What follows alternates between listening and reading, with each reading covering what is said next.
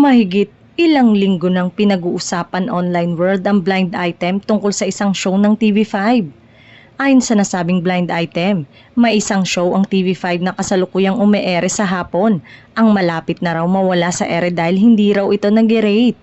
Mas lumaki pa ang blind item nang i-post na rin ito ng iba't ibang Marites account sa X at magkaroon ng iba't ibang version. Ayon sa latest chika ay binigyan lamang ito ng 6 months ng TV5 ang nasabing programa. Mula sa pagiging blind item ay pinangalanan na ito ng ibang showbiz page account. At ngayon ay tuluyan ng kinumpirma ang pamamaalam ng Will to Win na magaganap sa Biyernes. Yes, ang programa ni Willie Revillame sa TV5 na Will to Win ang tinutukoy sa mga blind item. Basehan nga nila ang mababang ratings daw nito.